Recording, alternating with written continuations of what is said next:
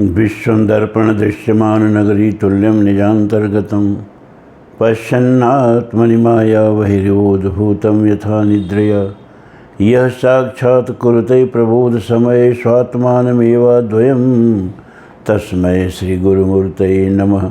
इदं श्रीदक्षिणामूर्तये।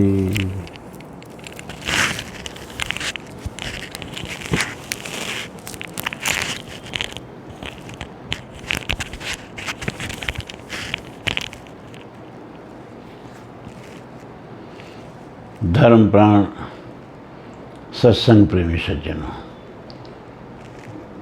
पंचकोश विवेक चल रहा है और कल ये वीडियो तो आप लोगों को कल न मिलेगा। तो सनातन धर्म के लिए कल का दिन एक बड़ा महत्वपूर्ण दिन है, क्योंकि व्यास जी का कल जन्मदिन है और इसको पूरा सनातन धर्मावलंबी गुरु पूर्णिमा के रूप में मनाते हैं। तो गुरु के प्रति कृतज्ञता प्रकट करने का ये दिन है। अब तो इस दिन को बहुत से लोग बहुत उत्सव से मनाते हैं और कितने गुरु लोगों को उनके शिष्यों से उसी दिन भेंट होती है। और जो स्टार गुरु हैं, जैसे बड़े बड़े, तो उनके तो लाखों लाखों शिष्य हैं ना, और लाखों शिष्य का मेला लगता है। अब क्या गुरु और शिष्य के बीच संवाद होता है तो गुरु और शिष्य ही जाने। लेकिन कल का दिन है बहुत महत्वपूर्ण। और कबीर के एक साखी सुनाए आप लोगों को कि राम नाम के पटतरे देवे को कछु नाहि, अकाल गुरु संतोषिए होश रही मन माहि। गुरु ने तो राम दिया, राम का नाम दिया, राम नाम का मंत्र दिया, महामंत्र यही जपत महेशु, काशी मुकुट ही तो उपदेशु। अब मंत्र इतना अनमोल है कि उसको क्या देकर के ऋण चुकाया जाए, इसलिए गुरु को कुछ देने की इच्छा मन में ही रह गई। तो अब आइए, गुरु जी का दिन है तो जगत गुरु शंकराचार्य जी के ही साथ हम लोग बैठते हैं और पंचकोश विवेक पर गुरु शंकराचार्य जी क्या कह रहे हैं जगत गुरु, ये सुनते हैं। तो उन्होंने कहा कि देहो अन्नम भवनो अन्नमस्तु कोशश्च अनेन जीविते विनश्यति तद्वीनः त्वक् चर्म मांस रुधिर अस्थि पुरीश राशि नायम स्वयं भवितुर्महत नित्य शुद्ध।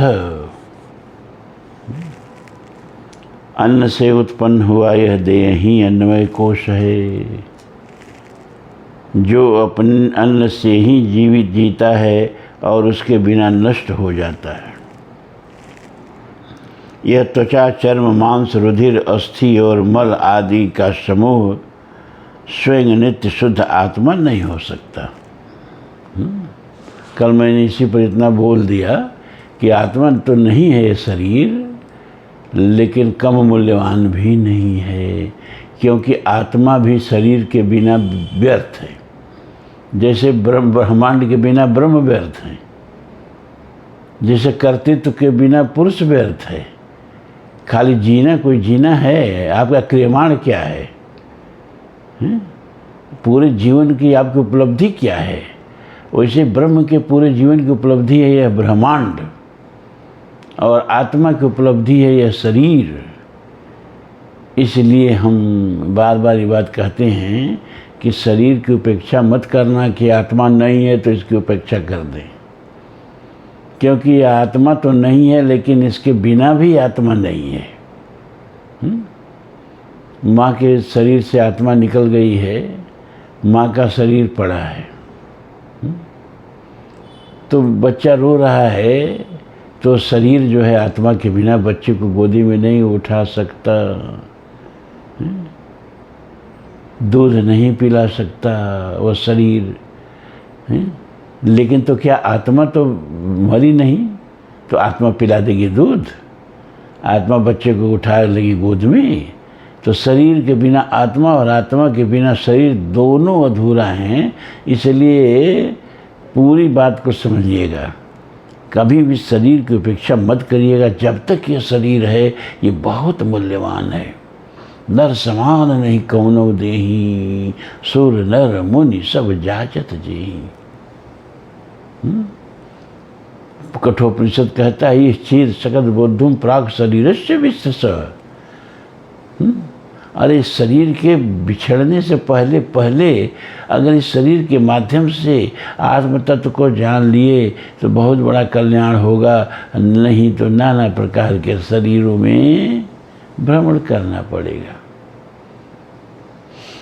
केनोपनिषद भी कहता है इस चेद मेदद सत्यमस्ति चेन चेदिहा वेतीन महति विनष्टि ही भूतेषु भूतेषु विचित्र धीरा प्रीतादस्माद लोकाद मृता भवन्ति ही। इस शरीर के रहते रहते अगर आत्मा तत्व को जान लिया तो महत कल्याण, और नहीं जाना तो महत विनाश हो गया। तो यह है शरीर का मूल्य। आत्मा तो नहीं है लेकिन आत्मा से कम मूल्यवान भी नहीं है। बात सब खत्म। पूर्वम जनेरपि मृतेरपि नायमस्ति जातम क्षणम क्षण गुणो अनित्य स्वभावः नैको जडश्च घटवत् प्रतिदृश्यमानः स्वात्मा कथम भवति भाव विकार वित्ता। कहते हैं शंकराचार्य जी महाराज, यह जन्म से पूर्व और मृत्यु के पश्चात नहीं रहता है। बात सही है भाई।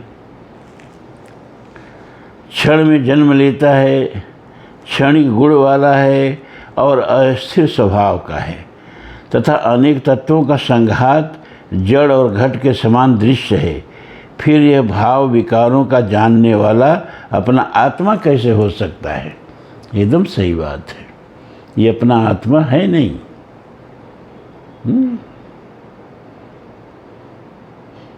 जैसे मंदिर में जो मूर्ति है वो भगवान नहीं है, लेकिन वो भगवान को की याद दिलाती है, भगवान की स्मृति दिलाती है, हृदयस्थ भगवान की तरफ समय धकेलती है, हृदयस्थ भगवान की तरफ संकेत करती है। तो धर्म में जो मूर्ति का महत्व है वही आत्मा के विषय में शरीर का महत्व है। हम आत्मा को छूना चाहें, किसी की आत्मा को, अच्छा इस शंकराचार्य जी का शरीर नहीं रहता तो ये सब बातें कहते, जगत गुरु बनते हैं, बिना शरीर के जगत गुरु बनते हैं। प्राय लोग भाई बोलने लगते हैं और लोग सुनने लगते हैं तो उसमें शरीर को बहुत उपेक्षा, बहुत बेकार चीज़ समझते हैं। ऐसा नहीं है। जब तक यह शरीर है यह आत्मा से कम मूल्यवान नहीं है। क्योंकि इसी के माध्यम से आत्म कल्याण होगा, इसी के माध्यम से आत्मा का उद्धार होगा और इसी के माध्यम से आत्मा का विनाश भी होगा। ये शरीर ही आत्मा का उद्धार भी कर सकता है और आत्मा का विनाश भी कर सकता है। आत्मा के विनाश का मतलब जो तुलसी ने लिखा, आत्माहन गति जाए। इसी शरीर की गलतियों के चलते ये आत्मा को नाना प्रकार के शरीरों में घूमना फिरना पड़ेगा।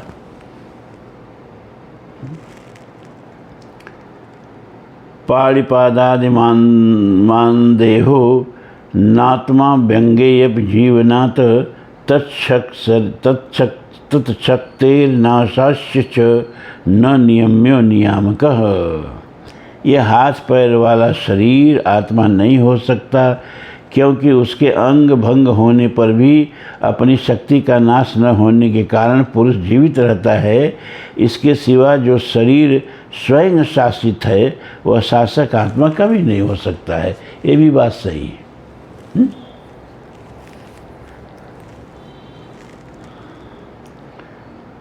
देह तद्धर्म तत्कर्म तद्वत् अस्थादिसाक्षिणः स्वतः एव स्वतः सिद्धम तद्वैतक लक्षणम आत्मनः।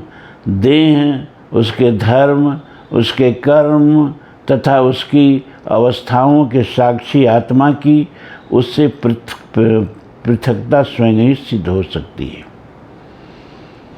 कुल राशिर्मांस लिप्तो मलपूर्णो अति कल्मषः कथम भवेदयं वेत्ता स्वयं एतद् विलक्षणः।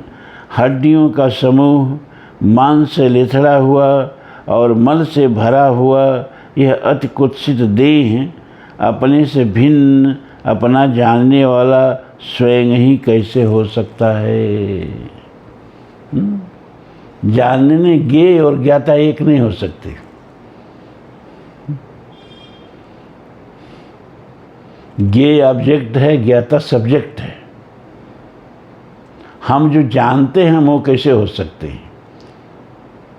वो तो विषय हो गया। जिसको हम जानते हैं वो विषय हो गया, और हम विषय नहीं हैं। हम तो विषय को जानने वाला हैं, विषय के दृष्टा हैं। हम दृश्य नहीं हैं। ये शरीर दृश्य है और आत्मा इसका दृष्टा है। ये शरीर ज्ञेय है, आत्मा इसका ज्ञाता है, इसलिए शरीर से पृथक है। ये भी जानना साधना के लिए जरूरी है। शरीर बहुत मूल्यवान है, ये भी जानना जरूरी है। लेकिन शरीर ही जीवन का उद्देश्य नहीं है, और हम शरीर नहीं हैं, लेकिन शरीर हमारे लिए बहुत मूल्यवान है। दोनों बातें। हमको नदी पार करना है तो हमको नाव से घृणा करने से काम नहीं चलेगा।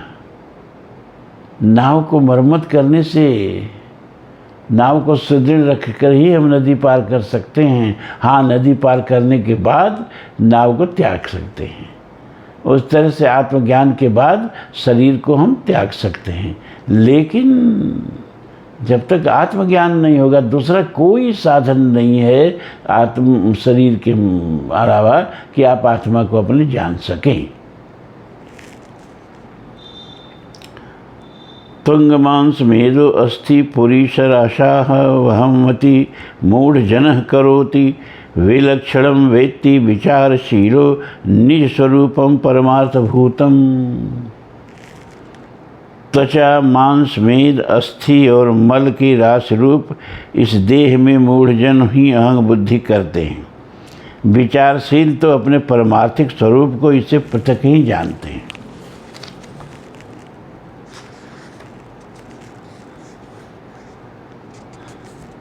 इस तरह से शंकराचार्य जी तरह तरह की युक्ति दे करके ये सिद्ध करना चाहते हैं कि भैया शरीर और आत्मा दो है, एक नहीं है। हाँ, आत्मा का साधन ये शरीर है, इसमें भी कोई दो राय नहीं है। ये शंकराचार्य जी नहीं कह रहे, ये हम कह रहे हैं। देहो हमित्येव जडस्य बुद्धि देहि च जीवे विदुषस्त्वहंधि हंधि विवेक विज्ञानवतो महात्मनो ब्रह्ममित्येव मति सदात्मनि।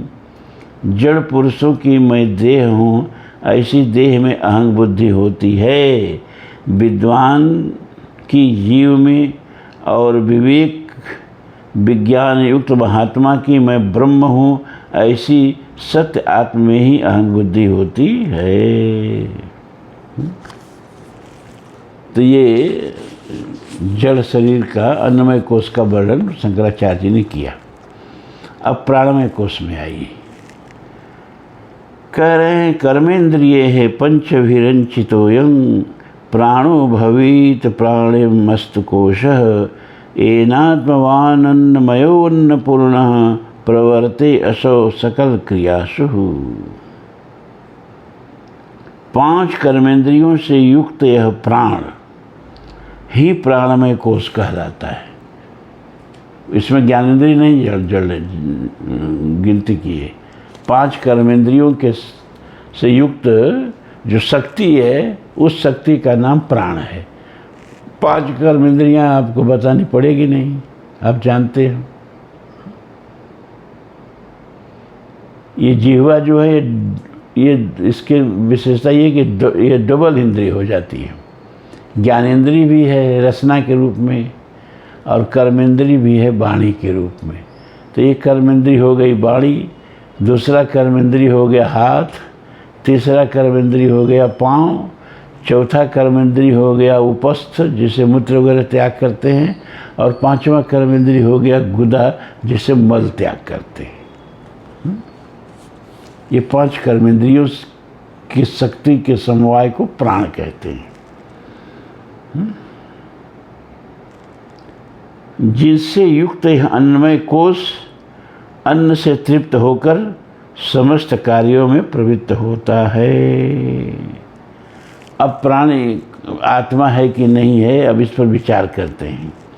नैवात्मपि प्राणमयो वायु विकारो गता गंता गंता गता गंता गंता वायु वदंत बहिरेशः यस्मात् किंचित् त्वक्वापि न वेतिष्ठमनिष्टं स्वं वान्यं वा किंचन नित्य परतंत्र।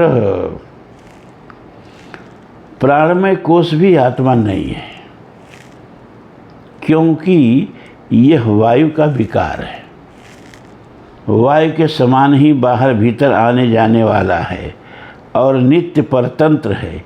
यह कभी अपना इष्ट अनिष्ट अपना पराया कुछ भी नहीं जानता। आप कहते हो कि मेरा प्राण है, प्राण नहीं जानता कि वो आपका है। अभी मतलब वायु को ही ना प्राण कहते हैं भाई, ये प्राण ही ना बाहर भीतर हो रहा है। प्राण निकल जाने का मतलब है श्वसन क्रिया बंद, प्राण का बाहर भीतर आना जाना बंद। तो अभी वायु बाहर है, अनंत वायुमंडल का हिस्सा है। हमने सांस खींचा तो हमारे शरीर का प्राण बन गया भीतर जाके, फिर छोड़ दिया तो फिर अनंत वायु में समा गया, और फिर दूसरे शरीर में जाके उसका प्राण हो गया। एक क्षण में जो आपका प्राण है, दूसरे क्षण में दूसरे का, तीसरे क्षण में तीसरे का प्राण है। तो प्राण अपना नहीं है, आप अपना अपना कहते रहिए। वो प्रतिपल शरीर बदलता रहता है। ये प्रतिपल शरीर बदलने वाला आपकी अस्मिता, आपका अस्तित्व नहीं हो सकता। यही शंकराचार्य जी समझा रहे हैं। अब मनोमय कोश,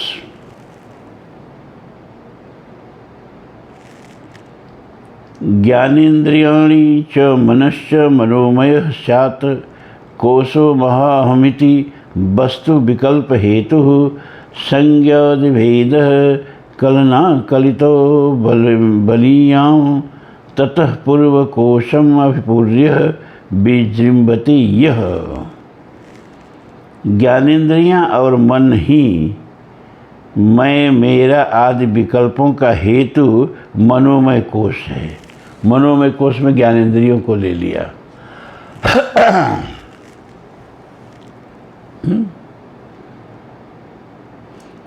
जो नामादि भेद कल्पनाओं से जाना जाता है और बड़ा बलवान है तथा पूर्व कोशों को व्याप्त करके स्थित है। पंचेन्द्रिये पंचभिरेव हेतृभिः प्रचीयमानो विषयाज्यधारयाः ज्वाजल्यमानो बहुवासेन बन्धेन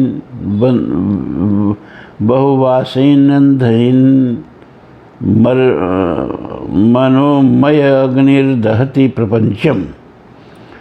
पंचेंद्रिय रूप 5 होताओं द्वारा विषय रूपी घृत की आहुतियों से बढ़ाया हुआ तथा नाना प्रकार की वासना रूप ईंधन से प्रज्वलित हुआ यह मनोमय अग्नि संपूर्ण दृश्य प्रपंच को दग्ध कर देता है। अर्थात जिस समय इंद्रियां वासना रूपी ईंधन को जलाकर प्रकट किए मनोमय अग्नि में विषयों के हवन कर देती हैं, उस समय यह संपूर्ण प्रपंच में लीन हो जाता है। अभी हम बड़ा बढ़िया रूपक के माध्यम से अपनी बात कह रहे हैं। ये 5 ज्ञान इंद्रियों को होता बना दिया, यज्ञ का पूरा रूपक दे दिया। होता माने जो यज्ञ में आहुति डालते हैं, स्वाहा स्वाहा स्वाहा।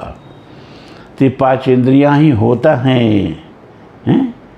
और घृत क्या है, हवि क्या है, जिसको डालते हैं, जिसका हवन करते हैं, विषय।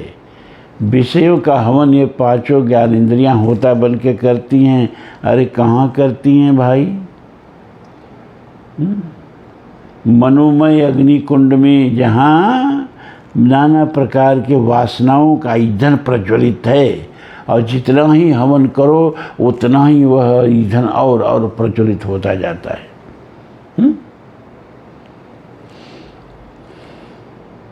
इसी को भागवत में कहा, न जातु कामः कामना मो भोगेन शाम्यति हविषा कृष्ण वर्तमेव भूय अभिवर्धते। न जातु कामना,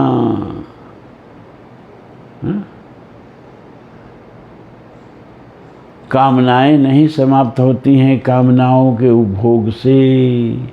जैसे अग्नि में घृत डालो, अग्नि बुझती नहीं है और प्रज्वलित होती जाती है, उसी प्रकार यह कामाग्नि जो है वो कामनाओं का ईंधन डालने से, कामनाओं का हवन करने से शांत नहीं होती है, और प्रज्वलित होती जाती है।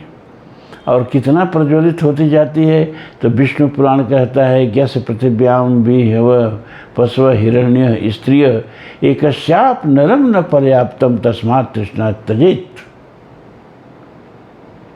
पृथ्वी पर जितना अन्न है, जितनी हाथे घोड़े हैं, जितनी भूमि है, जितना सोना है और जितनी स्त्रियां हैं, एक आदमी को दे दो तो कहेगा अभी और।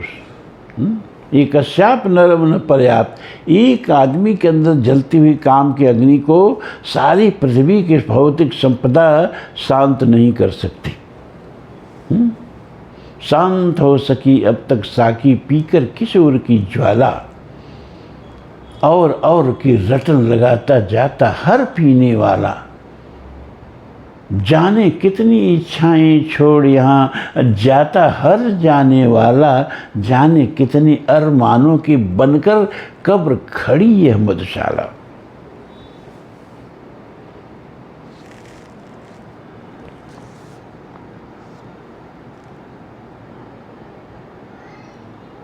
फिर कहते हैं, न हस्त विद्या मनसोतरिक्ता मनोह विद्या भवबंध हेतु तस्मिन् विनष्टे सकलं विनिष्टं विजृंभते अस्मिन् सकलं विजृंभते। विजृंभ माने जम्हाई लेना हो। आदमी जागने से पहले जम्हाई लेता है ना। सोया हुआ आदमी जब जम्हाई ले समझो वो जगेगा। ब्रजवास शस्त्र पहले चलाए जाते थे। ऐसा शस्त्र थे कि जो छोड़ दो सारे सेना को जम्हाई आने लगती थी। मन से अतिरिक्त अविद्या और कुछ नहीं है। मन ही भवबंधन की हेतु भूता अविद्या है। उसके नष्ट होने पर सब नष्ट हो जाता है, और उसी के जागृत होने पर सब कुछ प्रतीत होने लगता है।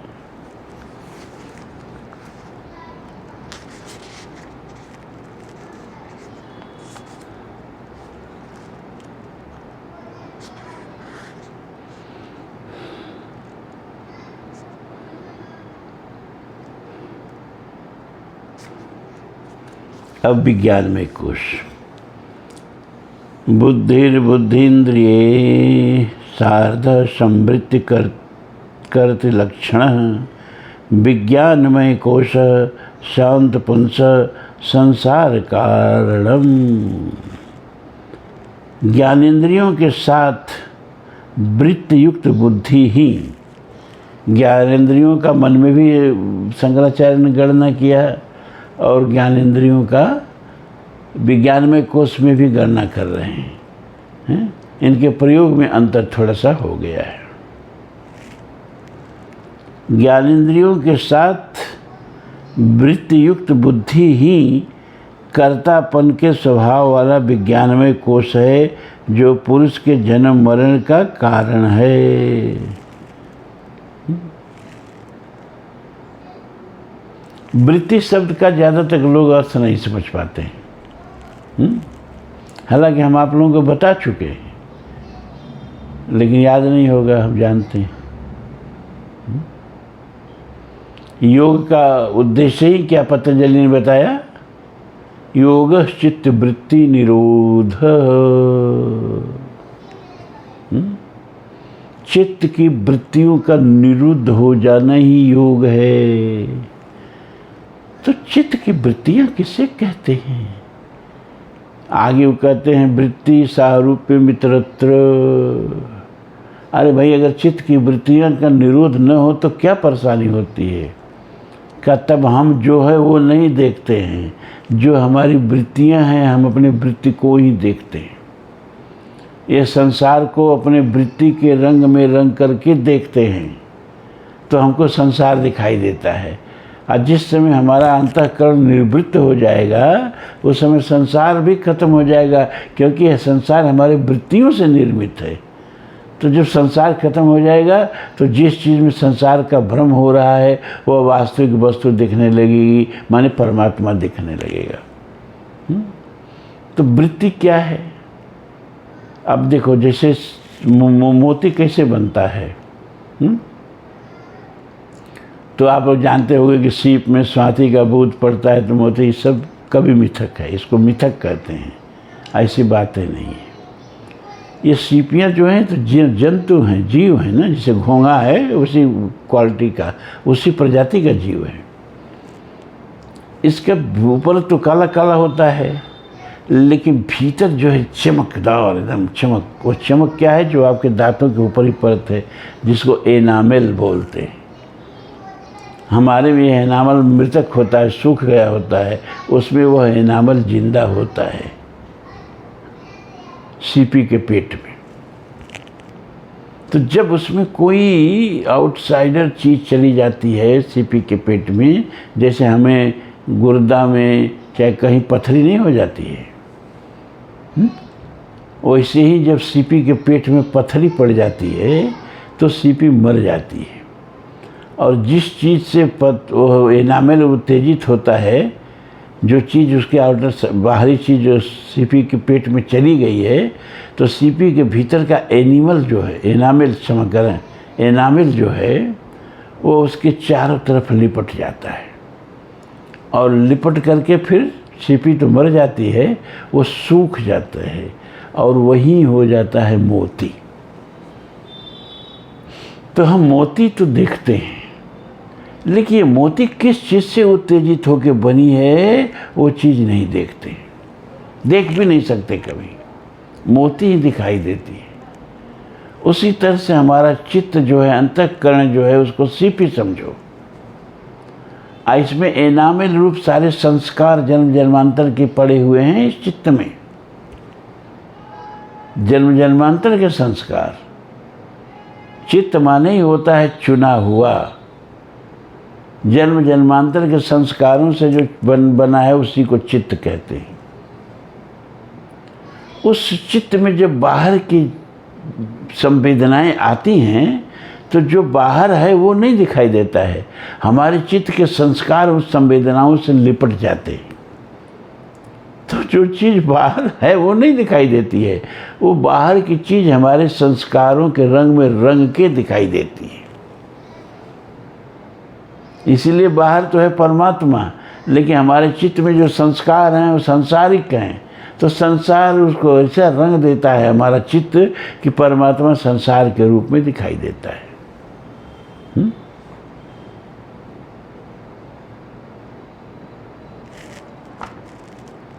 यही बात इसमें शंकराचार्य जी समझा रहे हैं। अनुब्रज चित्त प्रतिबिंब शक्तिर्विज्ञान संज्ञ प्रवृत्ति विकार ज्ञान क्रियावान अहमित्यजस्रम देहेन्द्रियादिष्वभिमन्यते भृशम। चित्त और इंद्रियादि का अनुगमन करने वाली चेतना की प्रतिबिंब शक्ति ही विज्ञान नामक प्रकृति का विकार है। वह मैं ज्ञान हूँ, क्रियावान हूँ, ऐसा देह इंद्रिय आदि में निरंतर अभिमान किया रहता है। अहंकार को ही विज्ञान में कोश कहते हैं। जैसा हमारा संस्कार होता है वैसा हमारा अहंकार बन जाता है। यह अहंग भाव वाला विज्ञानमय कोश ही अनादिकालीन जीव और संसार के समस्त व्यवहारों का निर्वाह करने वाला है। यह अपनी पूर्व कामना वासना से पुण्य पापमय अनेकों कर्म करता है और उनके फल भोगता है तथा विचित्र योनियों में भ्रमण करता हुआ कभी नीचे आता है, कभी ऊपर जाता है। जागृत स्वप्न आदि अवस्थाएं, सुख दुख आदि भोग, देहादि से संबंधित आश्रमादि के धर्म कर्म, गुणों का अभिमान और ममता आदि सर्वदा इस विज्ञानमय कोश में ही रहते हैं। यह आत्मा की अति निकटता के कारण अत्यंत प्रकाशमय है, अतः यह इसकी उपाधि है जिससे भ्रम से आत्मबुद्धि करके यह जन्म मरण वाला संसार रूपी चक्र में पड़ता है। ये थोड़ी कठिन भाषा में समझाए हैं। इसी बतिया को हम इससे पहले थोड़े सरल भाषा में समझा दिए, वहीं समझिए आप। हमारा अहं कैसा बनेगा? अरे जैसा हमारे चित्त का संस्कार होगा उसी के अनुसार बनेगा, है ना। वही बतिया आई अपनी भाषा में समझा रहे हैं। अब आत्मा की उपाधि से असंगता।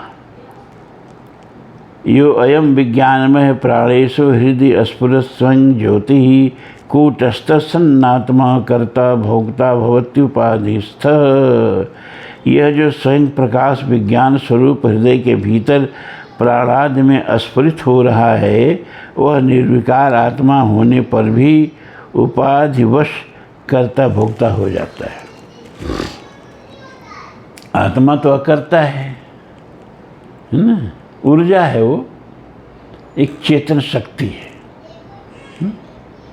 जैसे बिजली है तो पंखा में है तो पंखा के बाद से हवा दे रही है, वहीं आपके रेफ्रिजरेटर में है तो उसके उपाधि से ठंडक दे रही है, वहीं ट्रेन में है, ट्राम में है, उसको दौड़ा रही है, वहीं हीटर में है, खाना पका रही है। तो कहा जाए कि बिजली का गुण क्या है? उसका गुण केवल ऊर्जा है, चेतना है। अब जैसे जिसके अंतःकरण की स्थिति है वहाँ वह वैसा ही कार्य करता है। कौन? आत्मा। यही बात यहाँ समझाई जा रही है।